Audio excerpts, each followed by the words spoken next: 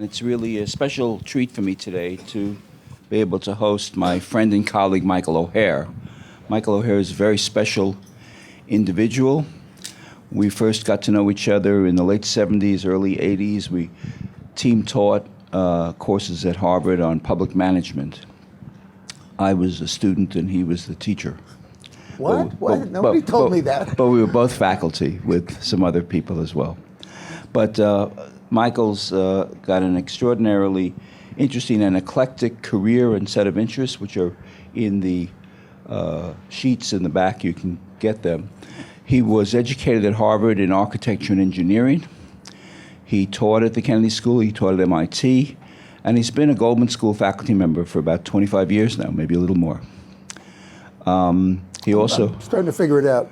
Starting to figure it out. Right. He also served in the Massachusetts state government in the environmental area. He was at the Museum of Fine Arts of Boston, one of the great museums of America. And so he's had practical experience in the policy world as well as academic experience. Two things that are not on his bio that I want to mention. He grew up in Manhattan as a Red Sox fan. This is a very dangerous combination. The other thing, which some of you may know if you're familiar with Harvard, he was a junior fellow at Harvard. Junior fellow is the single most prestigious academic appointment at Harvard.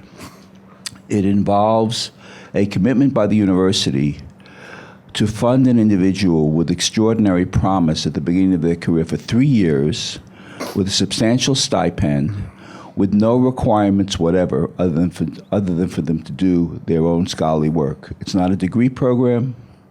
They don't have to submit papers. They don't have to do anything. So I happened to look up here because I remember a few of the people, but there were so many. Here are some of the people who have been colleagues, essentially, members of the Society of Fellows with Michael O'Hare. See if you recognize the names. The behavioralist B.F. Skinner. Economist Paul Samuelson, historian Arthur Schlesinger Jr., presidential advisor McGeorge Bundy, philosopher of science Thomas Kuhn, biologist E.O. Wilson, Henry Rozovsky, a distinguished professor of the Japanese economy, and the journalist for the New Republic, Leon Wieseltier. It's a small group of people in a variety of fields. Michael is a member of that group. Over the years, he studied public management and written about it. He studied local government in Italy. He studied arts policy, of which he has extraordinary knowledge. And his classes are always in great demand. He does a lot of executive teaching as well, executive program teaching. So you're in for a real treat today. He's been a student and a kind of personal troublemaker on pedagogy for a long time here at Berkeley, and he gets people's attention, and he plays a very important role. And that's the subject, in a way, of today's talk, Quality Assurance Program for Higher Education Pedagogy. Please welcome Michael O'Hare. Thank you, Michael. Okay, so here's what I'd like to do today. I'm going to talk a little bit about why quality assurance matters for us at all. I want to talk about, take a managerial perspective on how we should think about what kind of resources we would invest in this enterprise. And then, so I'm totally tipping my hand. I'm going to make a pitch for a quality assurance program and make promises for what it can deliver that will cost 1.5% of our teaching payroll, or of our faculty payroll. And if anybody thinks that 1.5% of our faculty payroll is too much to invest, then now would be a polite time to go and do something else. But that's the sort of the ceiling that I said, well, you know, what can we fit in that? So I want to start with some assumptions that we can all agree with. Teaching in U.S. higher education is terrific. especially here. We have great teachers, and our students learn so much, and we care so much about it. Are we all on the same page? Okay, this is not broken. To which I say, so what? It's not an interesting observation. There's no action implication by an absolute scale measurement that something is very good or very bad. The only interesting question is, could it be even better? How much would it cost? And is it worth doing it? So again, if we're on the same page here, so here's a little bit of motivation. Could we have, in higher education, generally, and Cal in particular, could we have even better learning outcomes? Should we, do we have anything to aspire to? And there's evidence around that we definitely could. The first fact here is from the immortal Private Universe film that the Annenberg Center made about 20 years ago. No, I'm not familiar with new data, but I don't think it's changed very much. The first two. And the third one is right out of the headlines. So this is the question I'm undertaking to attack. Quality assurance has been a roaring success in industries outside our own, and in our own industry and research. We have a terrific quality assurance program. We have terrific teaching. Teaching is great. We don't have a terrific teaching quality assurance program, and it's a contrast that I'm going to draw in a little more detail down the line. But if we wanted to do that, what would it look like? What would a Toyota manager, and this is an industry that's made its products better and cheaper every year for 40 years now. No ceiling management, continuous improvement is really delivered in industry. I mean, how much better is your phone than the phone you had 10 years ago or 15 years ago? A lot, and not that much more expensive. So, all right, now the next few slides I stuck in here because I was undecided about whether I'd make everybody use a clicker. And then I decided, okay, we don't have to load too much into this. But I'd like you to imagine that you each had a clicker. How many people know what I'm talking about? How many people don't know what I'm talking about? Admitted, okay. A clicker is a radio that you hold in your hand with 5 buttons. I have a receiver up here that's connected to my computer. I put a question on the screen, a short answer question on the screen, you push the appropriate button, and I get a histogram of your replies, which I can then put up on the board, and we can talk about it. It's nice for motivating class discussion when you get a big spread, people disagree, you say, okay, well, we have something to talk about, we don't agree. So I'd like to imagine that you had clickers, just to sort of, get our priors revealed to ourselves. Imagine you had clickers and think about the answers you would give and think about the answers your colleagues would give. What would you expect to see if I could put that histogram up?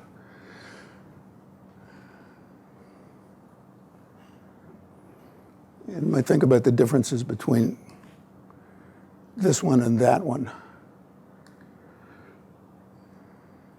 This is in the pedagogy conversation. These are kind of loaded questions. I mean, I have an idea how this comes out.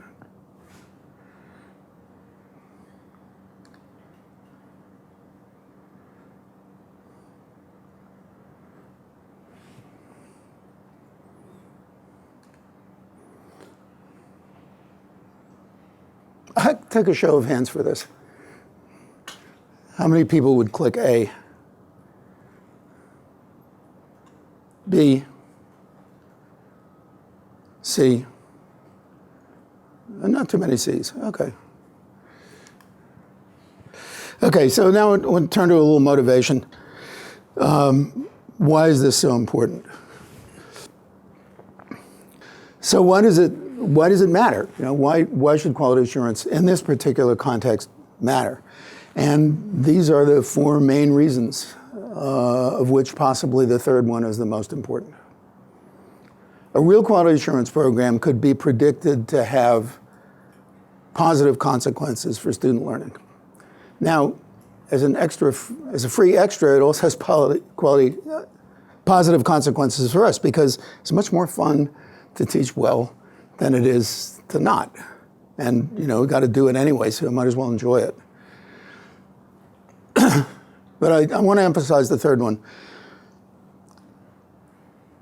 This applies at Stanford, too. It's not just public universities, because Stanford is heavily supported by the federal government. Because every dollar that anybody gives to Stanford by a wealthy Californian is half public money. Not to mention their tax exemption and all the other kinds of indirect assistance that private universities get. So we have, I just feel as a policy professor, we have special responsibilities about this.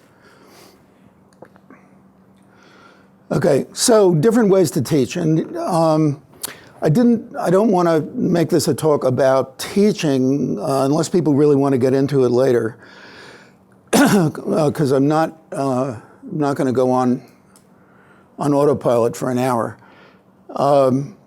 But I just wanted to illustrate that there are different ways to teach. And here are two, just for example, here are two classic models, which we call Theory T and Theory C. This is Model T.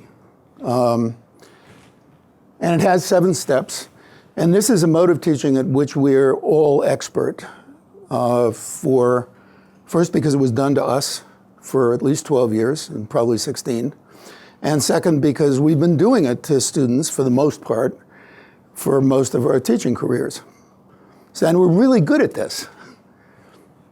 Different people have slightly different versions, but it's the same basic 7 steps. It does have some issues. And there's a contrasting model, Model C. T is for telling, Model T is for telling, but also Model T recalls the incredible innovation that Henry Ford put on the roads in 1920, and then refused to change for 10 years, during which time the world advanced, the Model T remained the same, and Chevrolet ate Ford's lunch and never gave it back.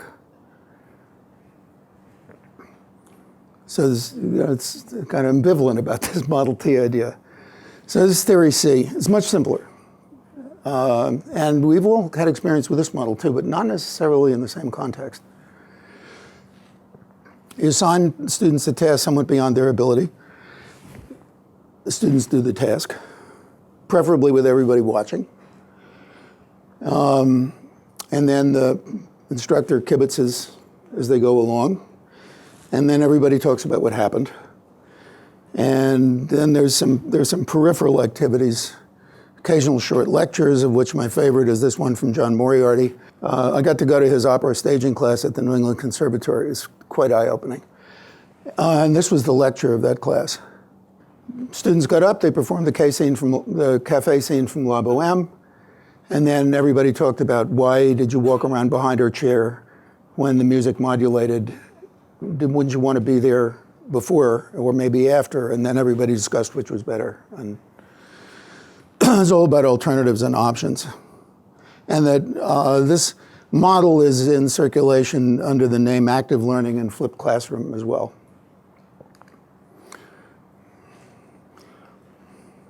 But it faces the same deadly risk as Theory T.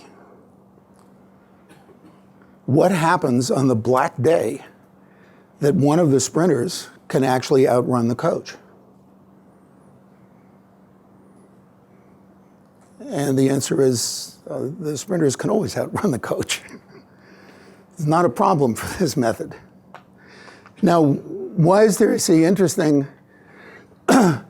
Theory C is interesting because it is the pedagogy in universal use in every context in which the task is to develop a skill, except broadly in higher education. You want to learn how to paint, you want to learn how to sail a boat, learn how to weld, play the piano, including very high level, what I would claim are very high level skills, like how to be an architect. On the first day of architecture school, and this has been with me ever since, I came to architecture school from an ordinary college where I was, I had a lot of Theory T teaching, not all, The professor comes in with a bunch of site plans, passes them out. Suburban lot, here's the street, here's a north arrow, so you know which way the sun shines, some dimensions. And he says, design a house for a family of 4, mom, dad, 2 kids, a dog and a cat, maximum 2,500 square feet, and then he went to leave the room. And we all said, oh, wait, how do we do that? And he said, oh, that's a good question. I like soft pencil and tracing paper, but some people like to go to a model right away. But whatever works for you is fine. And he was gone for 2 weeks. By the end of 2 weeks, everybody had designed a house for mom and dad and a dog and a cat. And he was circulating around the desk looking at the houses we had designed. And we were also looking over each other's shoulders incessantly, saying, what did you do there? What did you do there? Architecture, by the way, has no copyright. The whole idea of innovation and intellectual property is different in the arts. And okay, so I don't want to spend a lot of time on why I think Theory C has a lot to offer us as a way of teaching. What I really want to talk about is, maybe I'm wrong. Maybe it's not the best way to teach. Maybe there are other even better ways. What kind of management program should we put in place to make sure that we're finding the best ways and putting them in practice? So this is just a couple more of the headroom examples. This is from Frank Nascasi, is a high school science teacher who has a really interesting blog about teaching science. And this was from a couple of years ago. This was about pseudo teaching, where the sage on a stage performance, and it looks like, wow, boy, that's really great, and musical accompaniment, and the chalk doesn't squeak, and no learning is happening. And Feynman's diagnosis is that no learning is happening because the students aren't doing the learning.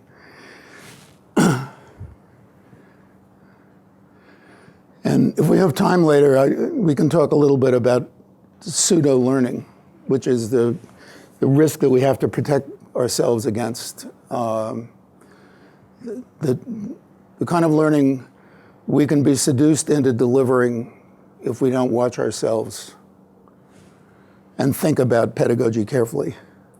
So what's it worth? If it were possible to significantly improve teaching, how much should we be willing to spend on this enterprise? You may have different numbers. These are a little out of date. It costs about $300,000 to teach a course for, I think these are 50 students. The number we don't pay a lot of attention to is that one, of course. But I've been thrown among economists for a fair part of my life, and they've trained me to think about opportunity cost, or at least to pretend I do. And that's, so I do. So here's a number. This number is larger than I expected. If you could buy it for that, you should be willing, given what we're spending to create this learning now, if you could get 5% more of it for 45 grand or less per professor per year, then you should be willing to spend it. What would be the measure? 5% of what? Of $305,000 worth of learning. If the learning created by this enterprise isn't worth $305,000, then we should be doing something else entirely. But we act as though it is, because we keep doing it. We buy this and deliver it. Well, if you could get 5% more and so on. Everybody understand okay. Okay, so there's different models of quality assurance, different ways to go about this. And here are some. The quote in the first bullet is from an economist colleague of mine about teaching. Who said that's all we have to do about teaching is we have to get the money incentives right and people will teach better. The second one is one of my favorites. It keeps coming up in conversations like this, and the only thing I know to say about that is to ask whether you would get on an airplane maintained on that principle. I couldn't go near it.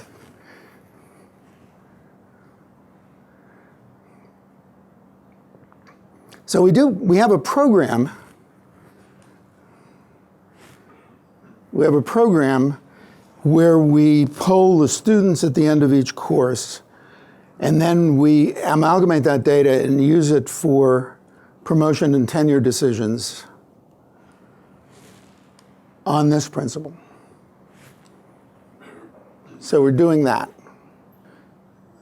So if you don't like those, and I urge you not to, as it's not that we shouldn't do any, well, there's some things we really shouldn't do, like denying the opportunity. But we do have a model. We're actually very good at this in another context, and the other context is research QA, where we have not only great research, and as I said, we've all agreed we have great teaching. The interesting question is whether it could be even greater. But in research, we have really great research. We're very proud of it, and people admire us for it. So what's that system look like? Maybe we can learn something from the research quality assurance program that's typical in R1 universities. This is another clicker question. And unless there's been more recent research, I believe the answer is B. Nothing wrong with that. But it's not C. And this goose is cooked. I mean, the research is in. SETs are not measuring student learning. If student learning is what we care about, we need to do something else. Now, that doesn't mean we shouldn't be surveying students and collecting this data. It's often interesting and useful. But my friend Richards, who's sitting in the back row waiting for a chance to heckle, gave a wonderful talk last week at the Goldman School and basically said, look, this is what we know. This is real research. Now, this is a moral problem for us. If we don't believe in research, and by that I mean act on it, then who are we? If we don't believe in research, then who are we and what standing do we have to demand public support, or for that matter, market support? Why would we ask anybody to buy our product? Because, I mean, McDonald's doesn't build its reputation on research, it builds its product on something else, the smile and the yum and the special sauce. We're all about respecting science. And the science is in on SETs, so that can't be it. But there's another problem, and that is that we're also a research institution. Importantly, one might say mainly, there are jokes that circulate. If your students can understand you, you're probably not very smart, right? Or, well, I think I had it on a previous slide. If teaching is the tax you pay to do your research, and tax avoidance is the duty of a citizen. Tax evasion is a crime, but tax avoidance is the duty of a citizen. Okay, they're kind of lame jokes, but the fact that they circulate tells us something. Here's a production possibility frontier. If we're here and we want to do better teaching, it must necessarily be, again, you know, I hang out with economists and I'm happy to retail the insights that they've shared with me. Then it must be the case that you're going to pay a price in teaching. Teaching is going to go down. If you want more research, right, teaching goes down. If you want more teaching, research is going to go down. But that's another irrelevant observation. There's nothing in economic theory that says that any organization is actually at its production possibility frontier. There is one out there. Occasionally you bump into it, but for the most part it's constantly moving outward as a result of research and organizational learning. So the wise manager simply denies its existence as well as try to move up and to the right and see what happens. If you believe you're on the frontier, you will never be able to get past it. But if you, like the tiger, you know, that walks back and forth where the cage bars used to be because he's got the habit when you take away the cage. But if you deny its existence, you could very well get gains in both. For example, Maybe they're complements, not substitutes. Never mind if you would learn more in your courses. Okay, so here's what I promised to pitch to you. Where did I learn this from? I didn't make it up. This is a sketch of the quality assurance program, and it's a real program. And there are administrative actions and individual actions at every step of this program. What do we do? How did our research get to be so great? Well, first of all, we do it together a lot. We co-author papers. We talk about what we're doing. We watch each other work in various ways, including especially reading each other's products in draft form and then writing on them and calling up on the phone and saying, "Can't believe you wrote this ridiculous paper. Aren't you aware of the work by so-and-so?" And you guys know how that works. And we talk about what we see that we didn't do. We go to conferences to be able to do it. We write book reviews. Now, this program has a very high ratio of formative to summative critique. That's important. Sooner or later, we decide whether to give somebody tenure or promote them, in large part on the basis of research product. And that's totally appropriate. If, this is a community of researchers, we want to promote good scholars. We've got to look at the scholarship. But along the way, there's this very dense cycle of activity that isn't about promotion and tenure and judgment and grades. It's about, hey, how could I do this even better? Can I borrow your computer? Can I borrow your algorithm? And do it all the time. I mean, it's a typical first sentence of an abstract. It's not unique to us on the research side. So compare.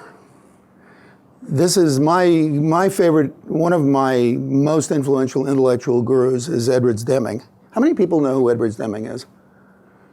Not too many. Edwards Deming was a psychologist and statistician who tried in the 60s and 70s, tried to teach American manufacturers how to improve their quality and how to run a more humane workplace, and a lot of other, but these things tend to be complements, by the way, and how to make their products cheaper. And nobody listened. And coming out of World War II, the Japanese were equipped to make products that they clearly couldn't build an economy on, like little paper parasols that go in a Mai Tai. And anything that was labeled made in occupied Japan. Not too many of us are old enough to remember that label, but that was a sign of low quality, right? This is cheap, crummy goods. And the Japanese said, we've got to fix this. And landed on Deming and invited him to come to Japan and teach them about quality. Profit not without honor, save in his own country.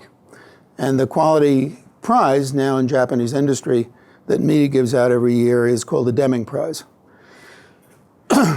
So I'm a big fan of Edwards Deming. There are different versions of quality practice, but these are the main pieces. Quality starts at the top. That's very important. You don't announce, all right, everybody, I want more quality, and then go back to the boardroom and have meetings with investors and stuff like that. There's got to be real action and commitment from the top of the organization. Quality is made by groups. It's a collaborative process. Even if there's one guy screwing the fenders on the car as it comes along down the assembly line, the overall quality of that product is a collaborative enterprise.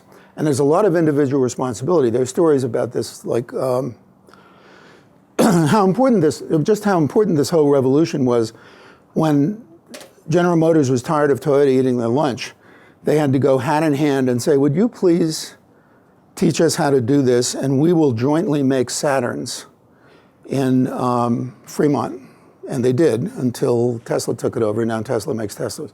But imagine how humiliating that was for General Motors, who had thought that they were, the lords of automotive manufacturing. Next to each workstation in a Toyota assembly line, last time I looked, is a big red button. And the non-negotiable instructions for the workforce is, if anything comes down the assembly line that looks wrong to you, you are to hit that button, which will stop the entire assembly line. And your quality circle will then gather around you to see what happened and how not to do it again. Stop the whole assembly line. Measure everything. I said Deming is a statistician in addition to being a psychologist. You got to have data. You got to look at stuff. Just as this is kind of a right-wing tactic. I don't know who my student Paloma and GSI is here, so I feel responsible to stick closer to the truth than I otherwise would. You can ask her later. I just asked her recently to time how much time students are talking in my class and how much time I'm talking. And we collect a few days of that, and then I can put it on the board and talk with students about whether that's the right numbers, which wouldn't be higher, wouldn't be less. How many students are talking? There's a bunch of stuff that you can measure, and you look for spikes and peaks, and you'll learn a lot about, whoa, that's really interesting. You know, any excursion means that there's something going on that deserves attention.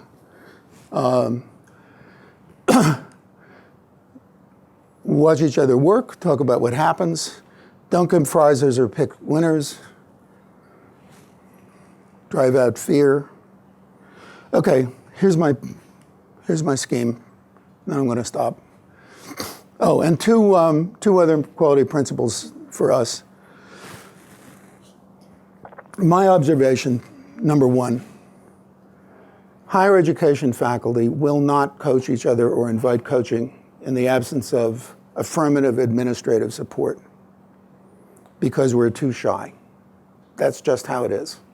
You can ask people to do it, but you can't ask them in the abstract. You have to say, Michael, you will go to Mike O'Hare's class on this date, and if you can't go that date, pick another. And on the other hand, we're working with a workforce that would make this a promising enterprise. And here's the 1.5% solution. 1.5% of payroll, that's my budget.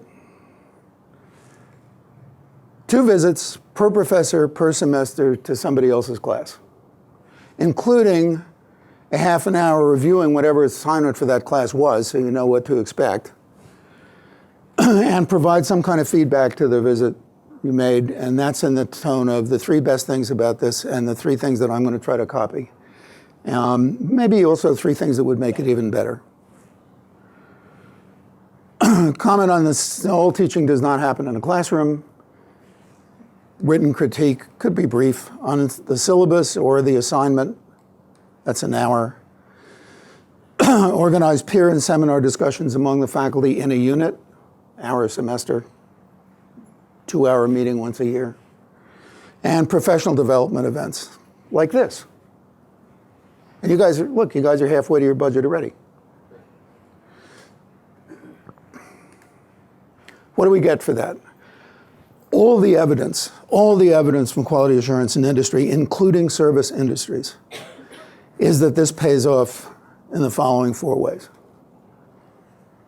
Do we want to spend 1.5% of our precious faculty payroll on a project of this kind?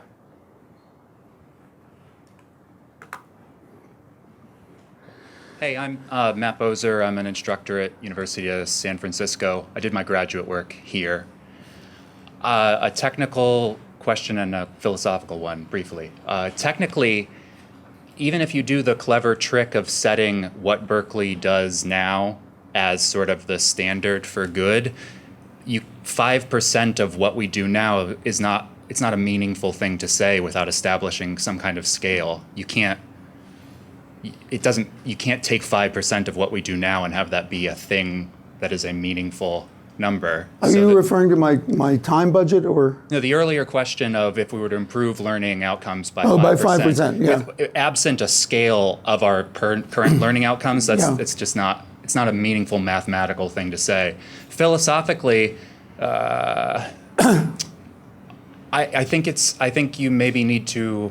You don't have to do anything. My question is, is higher education, is the outcome of higher education learning? Is it not a sort of system of appropriating people to jobs or, workplace placement? Or, I mean, is there any infrastructure for even determining how well people are learning at all? Is that really what we do?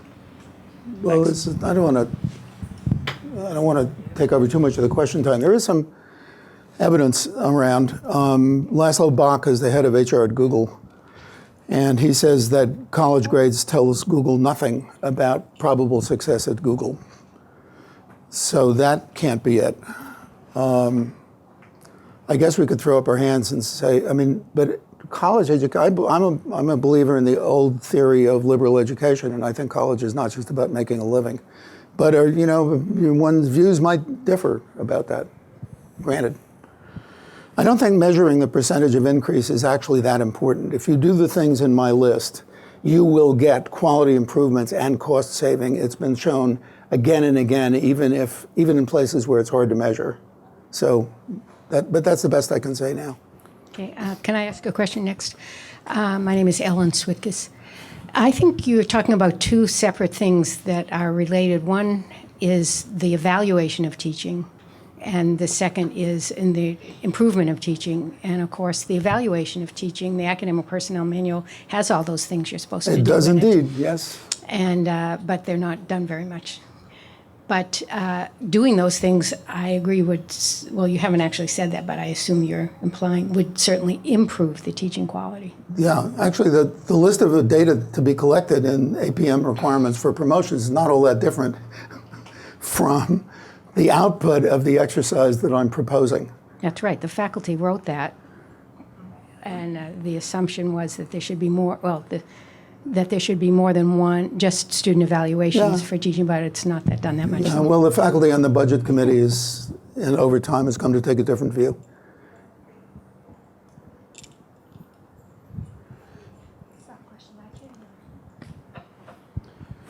Hi, I'm Larry McGid from the Goldman School, and I also teach at Mills. I've heard pieces of this before, and I think it's really spot on.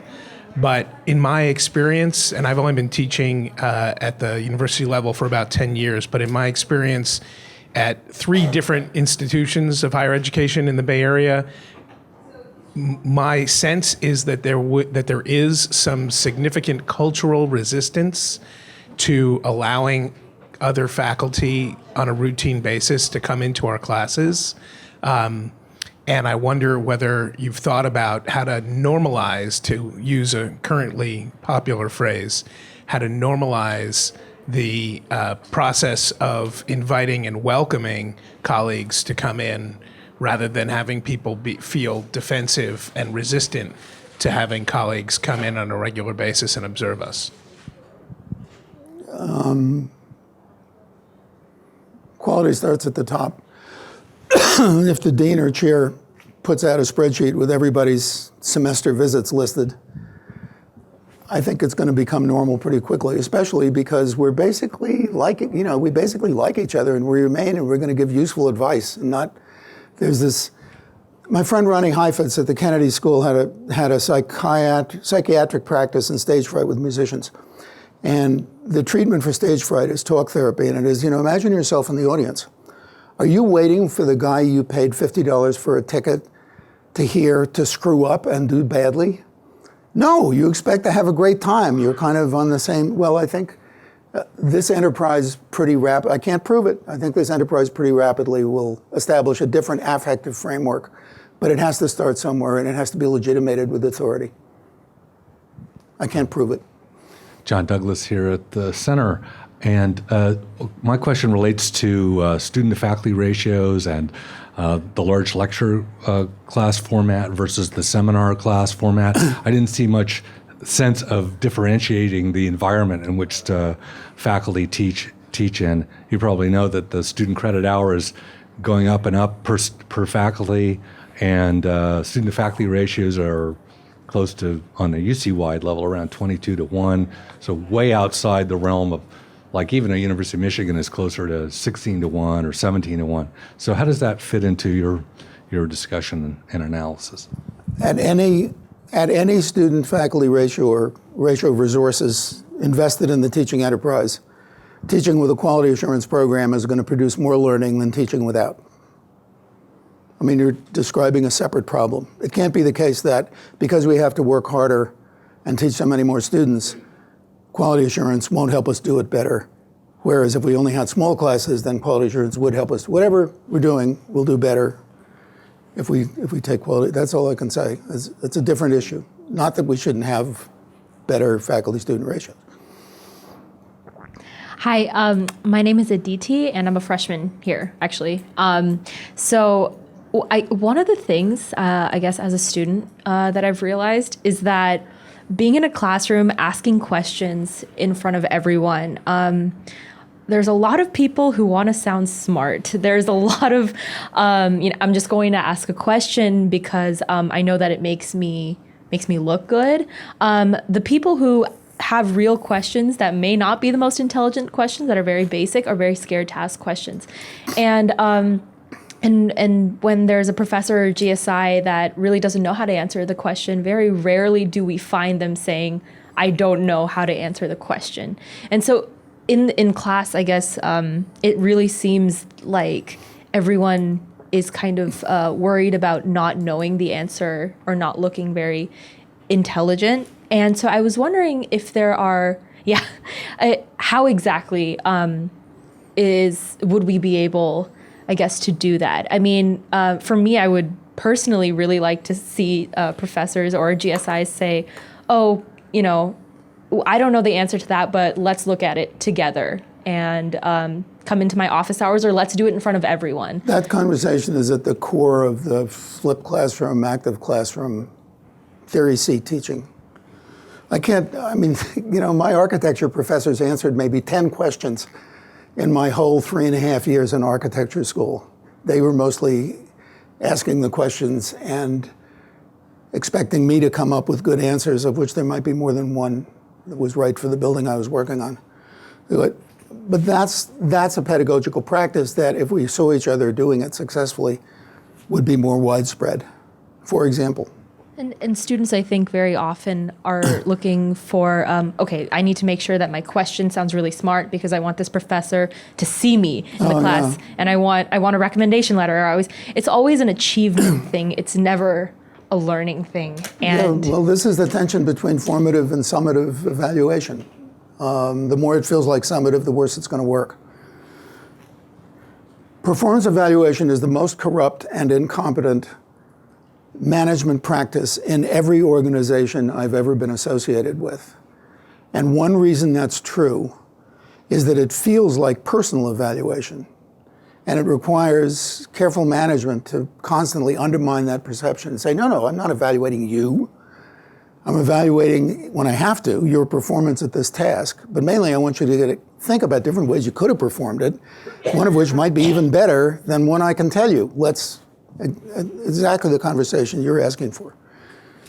By the way, I think it helps a lot if you get the students to grade each other in class performance rather than attempting to do it yourself, which you can't do because you don't have the information.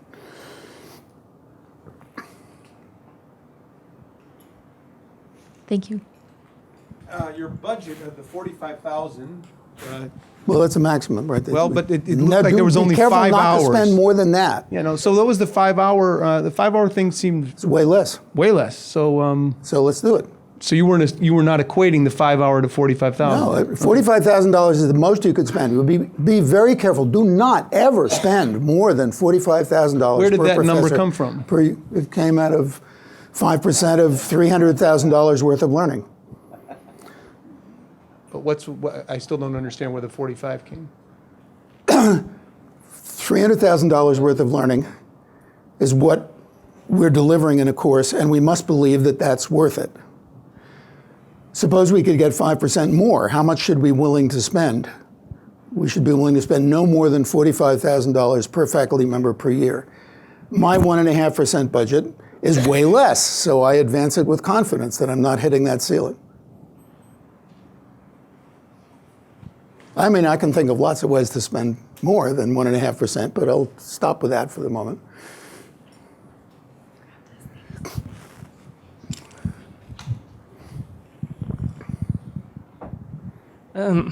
Yeah, I'm curious about, because you mentioned that you count the time you talk and you count time students talk. So how much time you talk and how much time students talk? Generally And how many speaking- students in your class, basically? Well, this semester, 50, sometimes 90. I don't know the optimal number, but I do know that when I've got data, my time has gone down and theirs has gone up, especially if I share the data with them. And my feeling is generally that's been good. Thanks. I mean, remember what Feynman said, you really can't tell people's skills. And the content is much better delivered on the web or in a textbook. Students learn stuff by using it.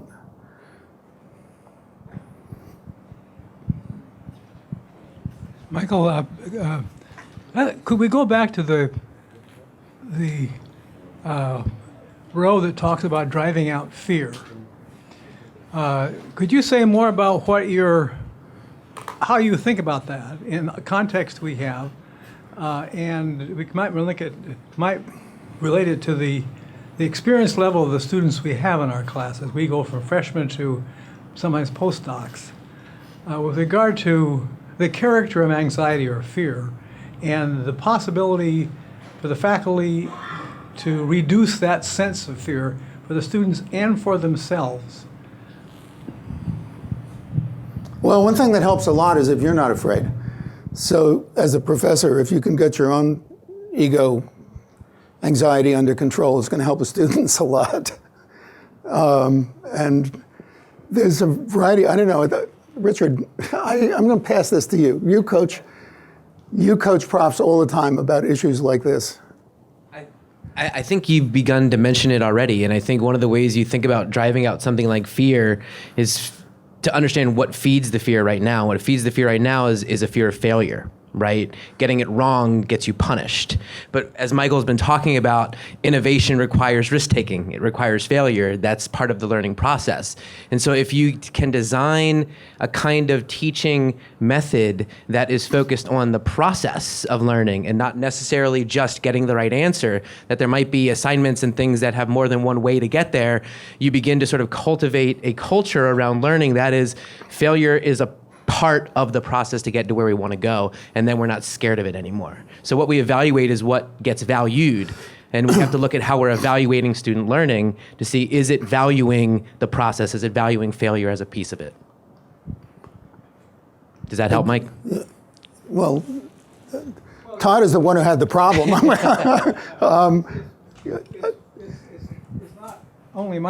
It's not only my problem. I've taught here for almost 50 years, and Michael has identified a range of things that, when you can carry them out, has, at least at the subjective level, a remarkable effect in the quality of the experience of students as they report it in terms of what they learn. And so that in one answer to the question, if you go to the top line, say quality starts at the top. If you think about what the character of our experience of others evaluating us, whether as students or as faculty members in this regard, we don't usually get the message either from around us or from outsiders that says actually failure or not getting it right should be an opportunity for learning rather than for punishment. And you got to really say that over and over again. And so that I really asked the question because it seems to me the rest of it won't work if you don't have a sense of it's okay. In fact, it's a good thing to have to not do it right. Is a source of doing it better together. And that's very rarely the message one gets either in classes or from your peers or from administration or from outsiders. There's bad practices that most people would agree are bad practices that have worked their way into a fair amount of teaching. And one way that teaching could improve is to have less of them. So, I mean, I think this is an example. If you greet your colleagues every morning with, hey, guess what I read in the newspaper this morning? And they say, well, I don't know. No, guess. You're not going to have many friends. It's not a good mode of social interaction. You say, hey, I just read that Flynn resigned. Wow, that usually goes better. Well, we do a lot of that. Giving people new problems instead of solutions to problems they know they have is kind of, you're starting off with a deck stacked against you.